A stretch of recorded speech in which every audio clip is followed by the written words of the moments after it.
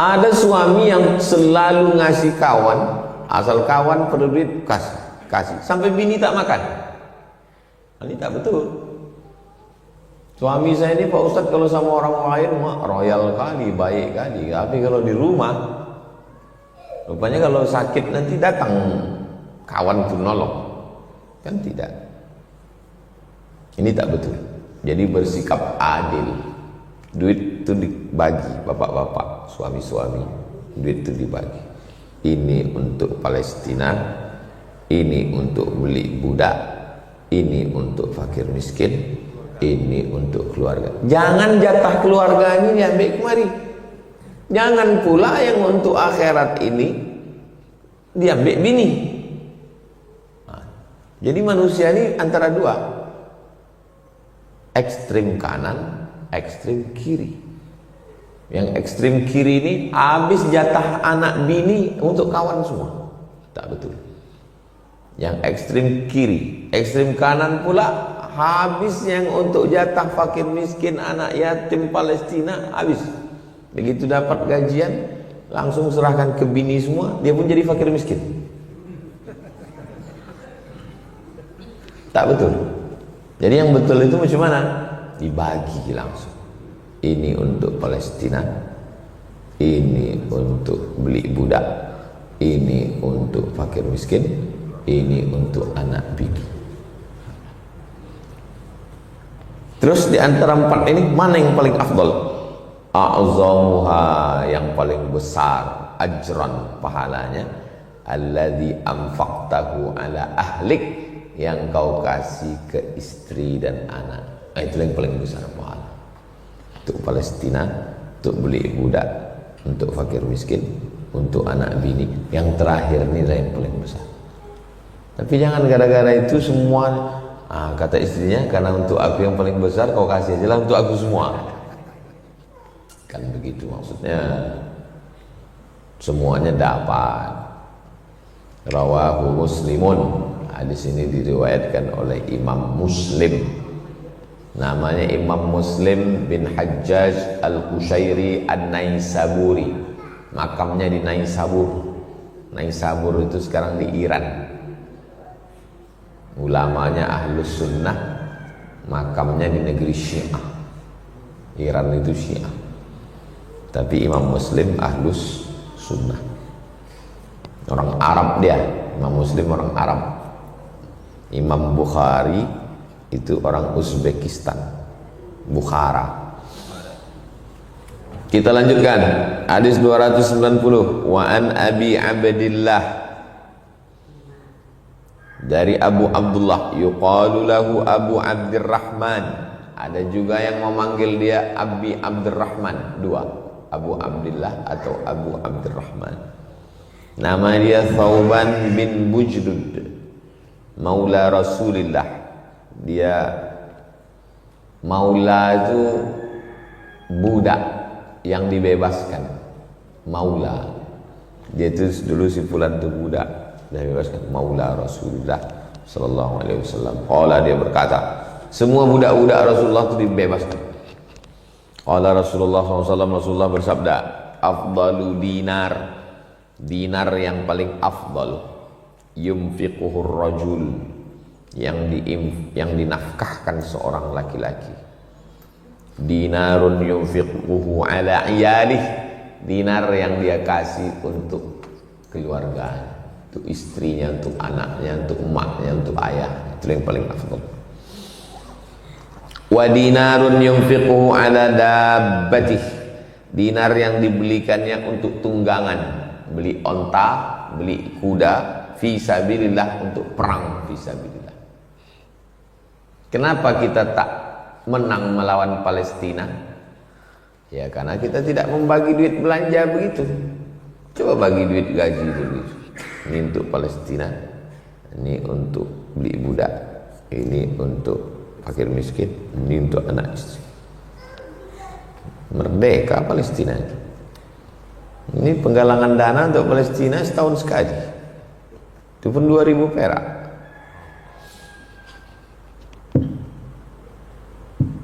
Wa dinarun yunfiquhu ala ashabihi fi sabilillah, dinar yang dia kasihkan untuk sahabat-sahabatnya.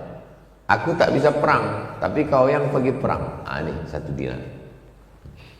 4.250.000. Aku tak bisa perang. Ah, kau yang pergi perang. Itulah dalil penggalangan dana untuk Palestina. 4.250, 4.250, 4.250. Penduduk Riau 6,7 juta. Potong perempuan taruhlah 7 juta. Potong perempuan tinggal 3,5 juta. Potong anak 2 tinggal 1 juta. 4.550 kali 1 juta. 4.250 kali 1 juta. 4 miliar apa pula 4 miliar 4 triliun 250 miliar. Kalau diamalkan hadis itu dah potong. Udah hebat dah potongnya itu. Lebih hebat dari potongan kepala dinas lagi. Lebih hebat lagi potongan DPR lagi. Dari 6,7 juta penduduk Riau ini potong tinggal 1 juta. Serentak sehari menyerahkan 4 juta 200 mengamalkan hadis ini. Pang. Baru 1 Riau. Cuma 1 Indonesia. Cuma Malaysia mulai Darussalam. Meletup Palestina merdeka. Konsepnya ada sama kita. Teorinya ada dalam 1 hadis. 4 triliun. Apa tak mention Israel itu? Rawahu Muslimun, diriwayatkan oleh Imam Muslim. Hadis terakhir, 3 hadis subuh ini. 291 wa an Ummi Salamah, dari Ummu Salamah. Qalat, dia berkata, qultu, aku berkata, ya Rasulullah, wahai Rasulullah, halli ajrun, apakah aku dapat pahala fi bani Abi Salamah, kalau ku kasih duit untuk anak Abu Salamah. Yang berkata ini Ummu Salamah, yang dikasih makan anak Abi Salamah. Nama anaknya Salamah, nama emaknya Ummu Salamah, nama ayahnya Abu Salamah. Meninggal Abu Salamah, tinggal anak-anaknya. Kok aku kasih duitku ini untuk ngasih anak-anakku ini, apakah aku dapat pahala? An unfiqa alaihim, aku kasih nafkah. Walastu bitarikatihim hakadha wa hakadha, aku tak ada dapat harta warisan, karena suamiku meninggal, tak ada dia ninggalkan kebun kurma, tak ada duit apa-apa. Kalau aku yang mencari nafkah, ku kasih ke anak-anakku ini, innama hum baniya, mereka anakku. Apa kata Nabi? Faqala, Nabi berkata, na'am, ya, laki ajru ma anfaqti alaihim, kau dapat pahala. 2 hadis tadi tentang laki-laki, hadis ketiga tentang perempuan. Ibu, suami meninggal, ibu cari buruh cuci, ibu kerja, ibu kasih anak-anak ibu dapat pahala. Atau ada suami tapi tak kerja, ibu bekerja, bilang sama dia, sebetulnya kau yang wajib mengasih makan anak-anak, tapi karena kau pun tak sanggup, pakai duit aku. Sebetulnya kau hutang ini, tapi karena pun kau tak jelas membayarnya entah kapan, daripada sakit hatiku, pakailah duitku ini, dapat pahala ibu. Yang memegang hadis ini ibu, bukan bapak. Sekarang banyak orang salah pegang, dipegang pula oleh suaminya. Asal mau minjam duit, pakailah duit, kau dapat pahala nanti. Banyak orang salah pegang ayat sekarang sama salah pegang hadis. Hadis ini muttafaqun alaih. Muttafaqun alaih, disepakati atasnya. Artinya ada dalam Sahih Bukhari, ada dalam Sahih Muslim. Itulah 3 hadis subuh nih. Selanjutnya kita akan menjawab beberapa pertanyaan.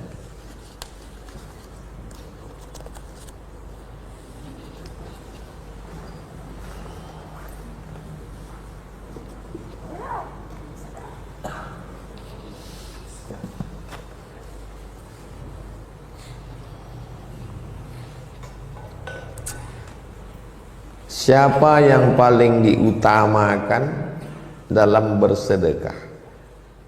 Jika kita menyisihkan 2,5% dari penghasilan, apakah orang tua kita berhak menerima bagian dari itu? 2,5% itu zakat. Zakat itu diberikan ke Basnas, Badan Amil Zakat Nasional. Tidak boleh dikasih ke orang yang wajib kita nafkah. Tak boleh dikasih 2,5%. Kalau dia bergaji sebulan 10 juta, 2,5%-nya 250.000. Tak boleh dikasihkannya ke orang yang wajib dia nafkah. Bini, anak, orang tua, tak boleh.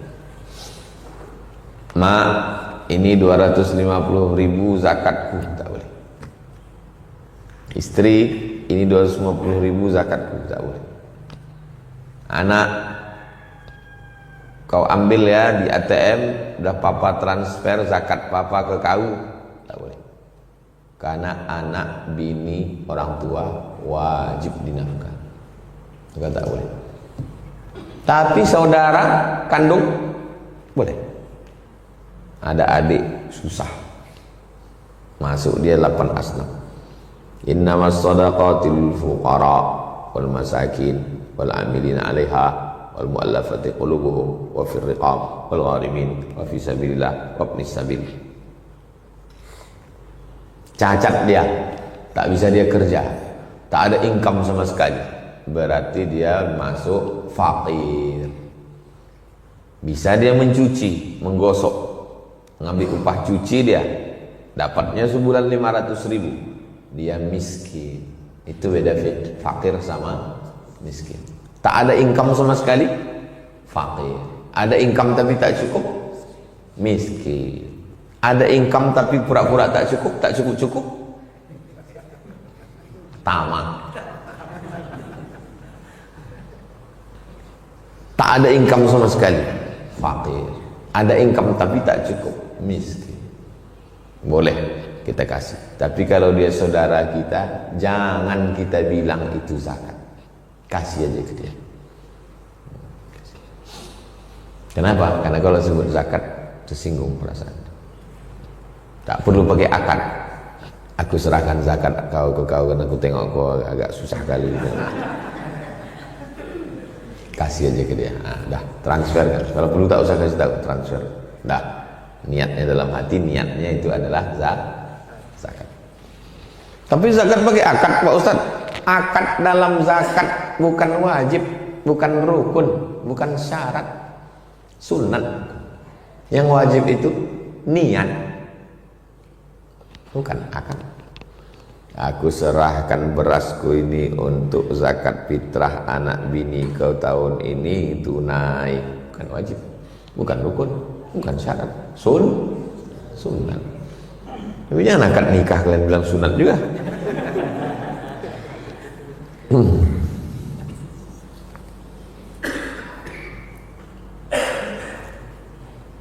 Akhwat yang mengungkapkan perasaan. Ada perempuan itu mengungkapkan perasaannya. Sementara saya belum ingin menikah dan takut terjebak kepada maksiat. Demi menjaga hati, apakah saya terima atau saya tolak?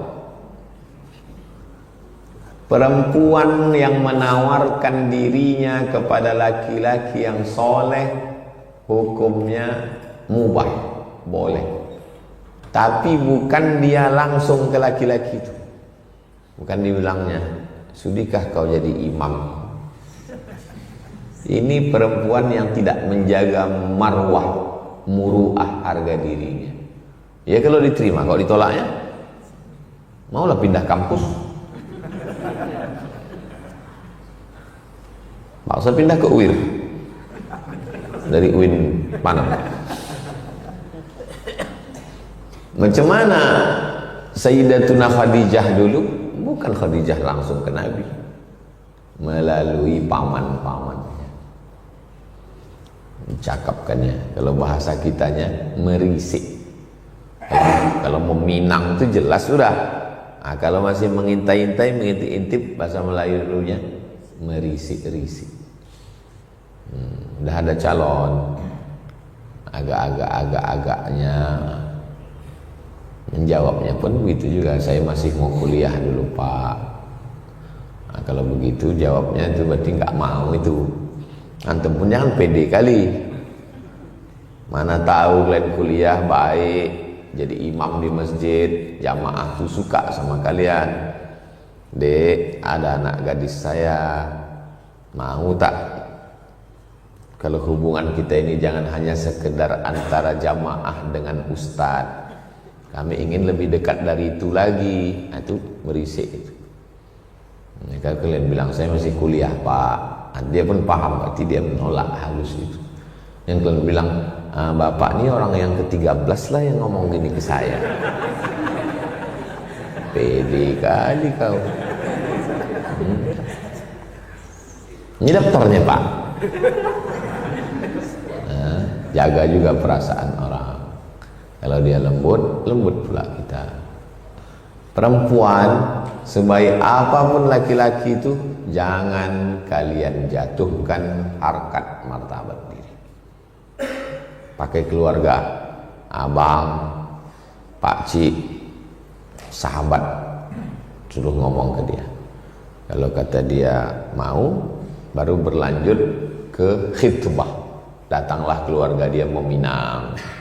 Kalau belum, saya belum mau menikah Pak Ustaz. Saya takut buat dosa, nanti pacaran. Demi menjaga hati, apakah saya terima atau saya tolak? Tolak baik-baik. Darul mafasid muqaddam ala jalbil masalih.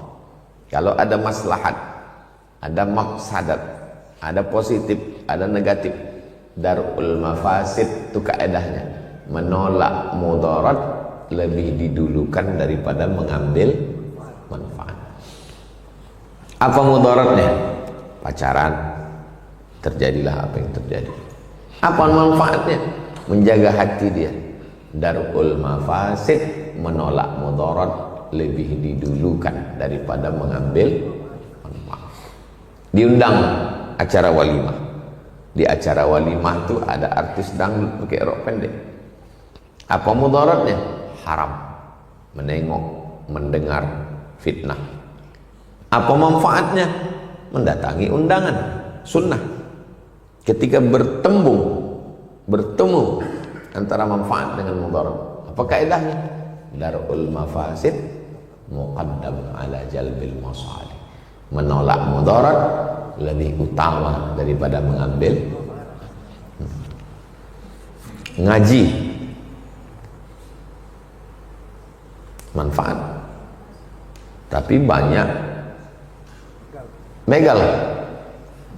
Antara ngaji sama begal, pakai kaidah darul mafasid muqaddam ala jalbil masalih.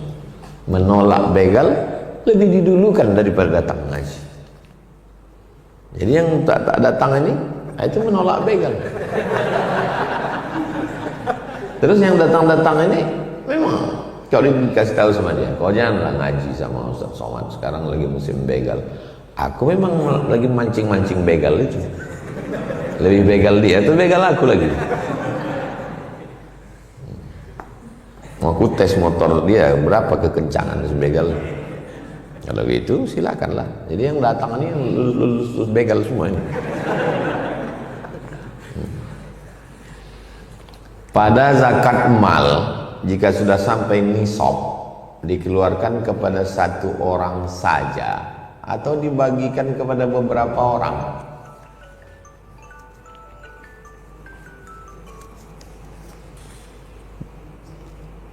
Pendapatan dia 1 tahun 1 miliar, berarti zakatnya 25 juta. Apakah diserahkan ke satu orang 25 juta atau dibagi ke 25 orang sejuta-sejuta? Tengok dulu mana maslahat, mana yang paling maslahat. Serah. Ada satu anak yang akan berangkat ke Mesir. Kalau dia berangkat ke Mesir, di Mesir dia dapat beasiswa Al-Azhar, dia balik nanti akan menjadi imam, menjadi ulama, menjadi penyuluh di suku Talang Mama. Bagus satu orang. Ini untuk kau 25 juta, tiket pesawat, untuk makan, tiket pulang. Bagus satu orang. Tapi kalau di kampung itu orang susah, maka bagus untuk orang banyak. Bingung saya Pak Ustaz, serahkan ke Basnas, biar Basnas yang berpikir. Jangan kita yang berpikir. Udahlah duit kita pula lagi berpikir. 2. Apa hukumnya tertidur saat khutbah Jumat?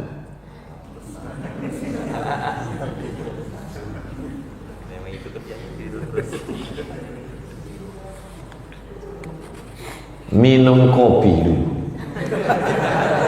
Sebelum pergi sholat Jumat itu minum kopi.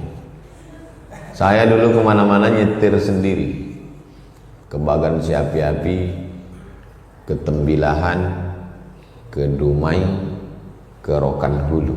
Itu jadwal rutin tiap bulan. Jadi tahu betul saya.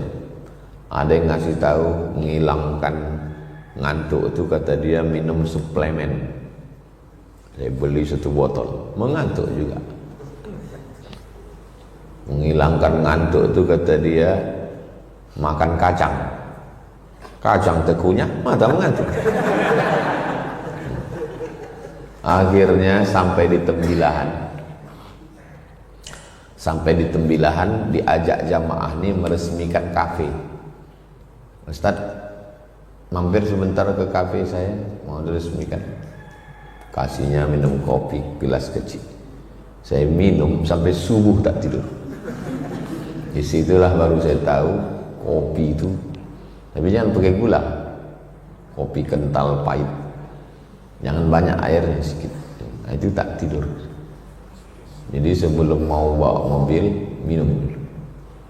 Nah, saya kalau pergi sama keluarga ke Sumbar, ke Danau Toba, saya sendiri nyetir, saya minum kopi. Mengantuk Pak Ustaz, minum lagi.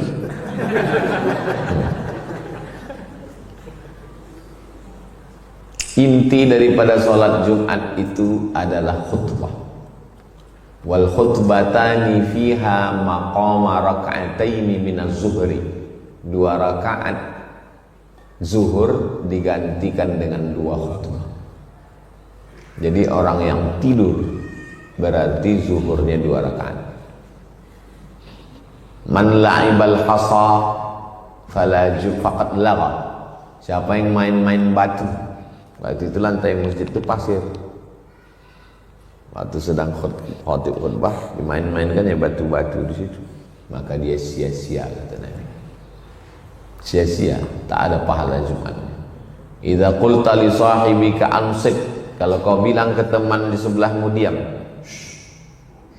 diam, faqad laghauta, kau sudah melakukan sia-sia. Khutbah Jumat itu mesti ditengok muka khatib.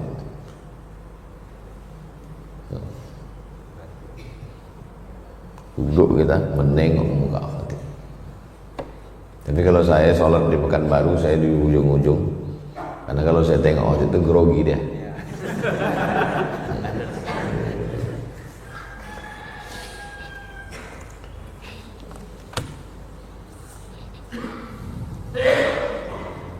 Bagaimana caranya berhenti dari kebiasaan buruk?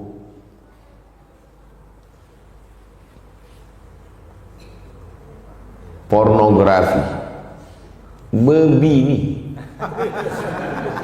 nikah. Tak ada cara lain.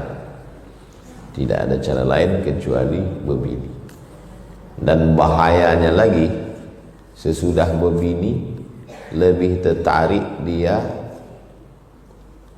ke pornografi daripada ke bininya. Itu penyakit psikologis, penyakit jiwa. Nah, maka mudah-mudahan Allah menjaga anak-anak muda, anak-anak kita. Saya tak menengok anak-anak muda ini sebagai orang lain. Saya menengok sebagai anak saya. Anak saya laki-laki. Mizian Hazik Abdillah laki-laki, Sami laki-laki. Anak Jamal ponakan saya Habibi laki-laki. Jadi saya menengok adik-adik mahasiswa adalah anak keponakan saya. Jaga diri baik-baik. Dijaga Allah Ta'ala hati kalian.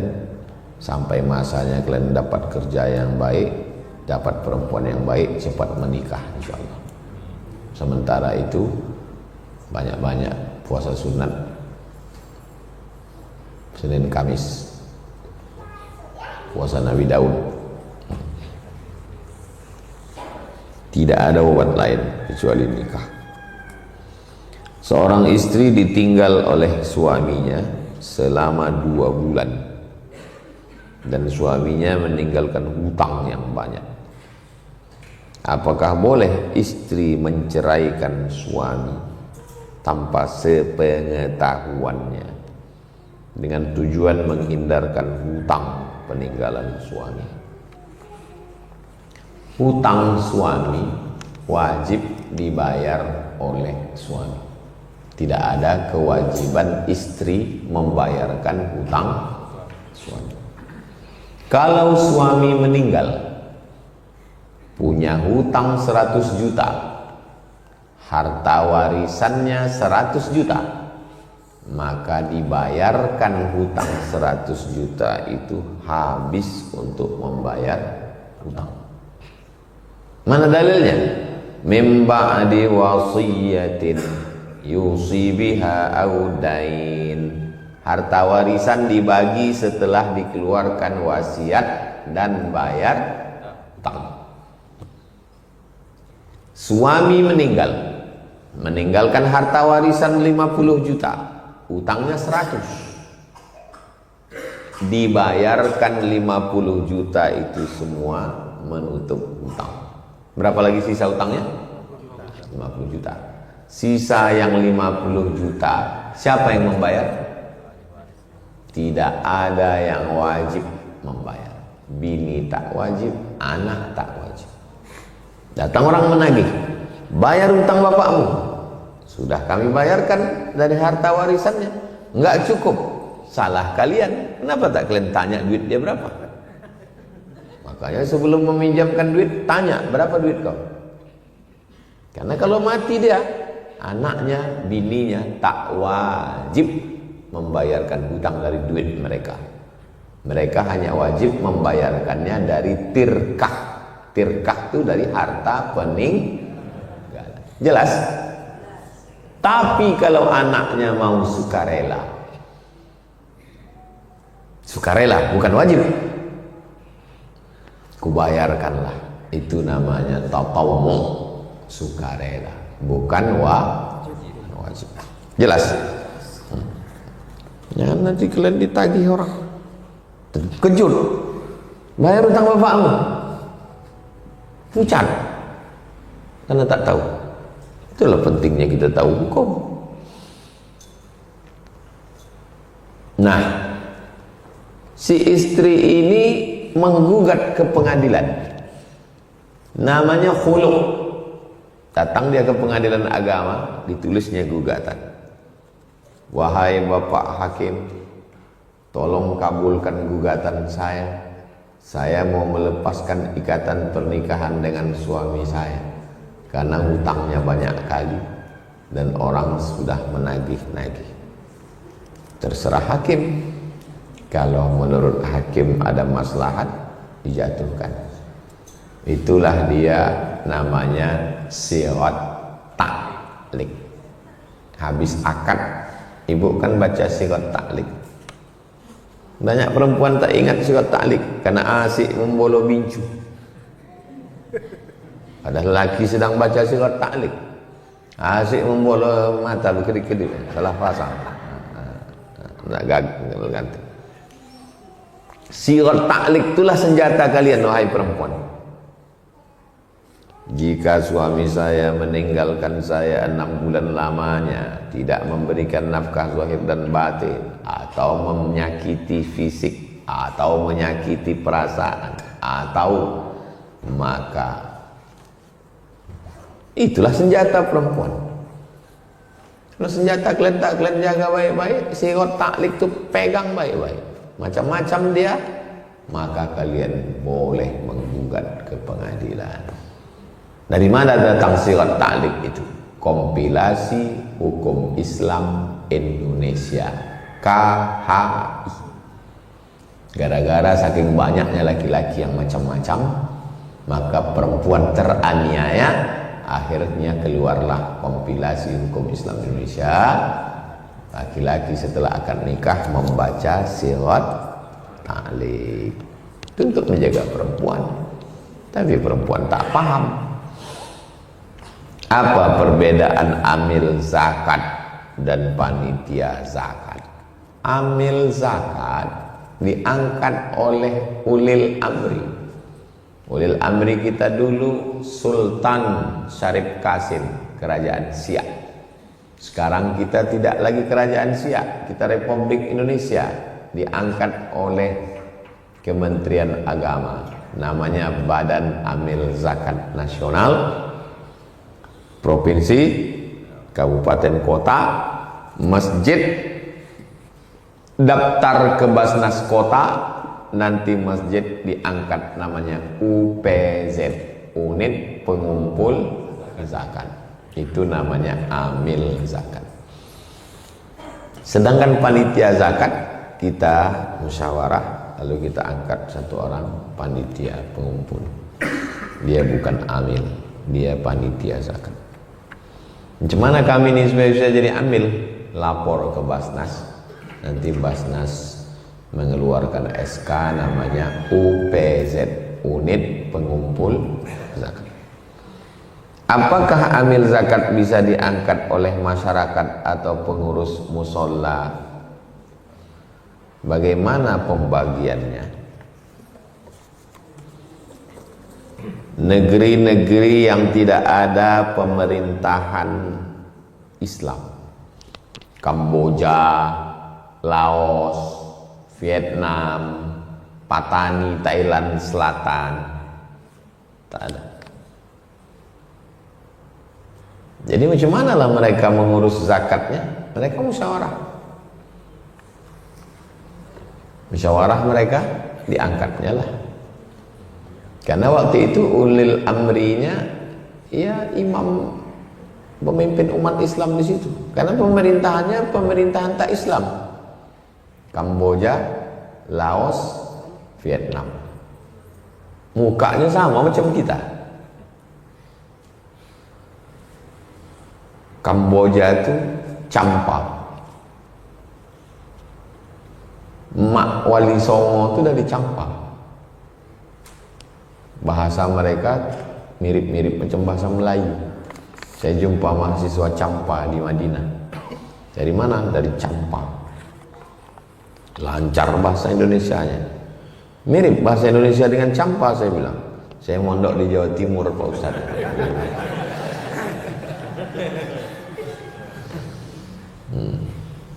Ustaz mohon doanya untuk segera dapat cucu. Nikahkan dulu anaknya. Anaknya udah nikah.